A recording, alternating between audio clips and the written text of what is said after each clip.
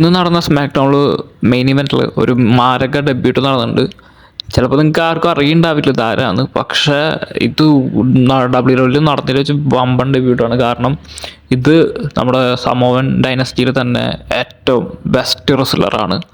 MLW world champion ആയിരുന്നു former. ഇപ്പോൾ WWE debut ചെയ്യുമെന്ന് കുറേ നാളായിട്ട് നമുക്കൊരു റൂമർ വരുന്നുണ്ടായിരുന്നു. ഇപ്പോൾ ഇതാ നടന്നു കഴിഞ്ഞിരിക്കുന്നു.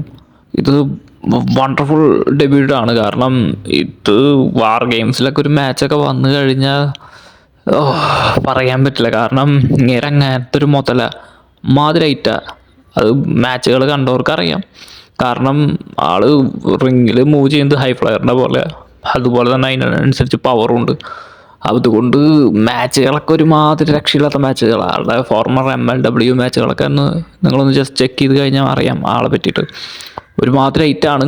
ഇത്രയും നാൾ സോളോ സിക്കാവയുടെ ബ്ലഡ് ലൈൻ ഉണ്ടാകുന്നത് ഒരു വീക്കായിട്ടുള്ളൊരു ബ്ലഡ് ലൈൻ, മറ്റേതിൻ്റെ അത്രയും പവറില്ലാത്ത, ഫസ്റ്റത്തിൻ്റെ അത്രയും പവറില്ലാത്തൊരു ബ്ലഡ് ലൈനായിരുന്നു.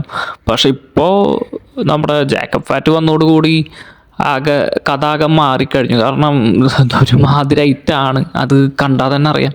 ഇനിയുള്ള മാച്ചുകളൊക്കെ എല്ലാവരും ശ്രദ്ധിക്കുക. കാരണം ഇങ്ങേര് ചിലപ്പോൾ സോളോ സിക്കോനെ വരെ അടിച്ചിടാൻ സാധ്യതയുണ്ട്. അങ്ങനത്തെ ഒരു മുതല അത്ര ഫാൻസ് പവർ കിട്ടാൻ ചാൻസ് ഉള്ളൊരു ക്യാരക്ടറാണ്. അതുപോലെ നല്ല അടിപൊളി റെസ്ലറാണ്.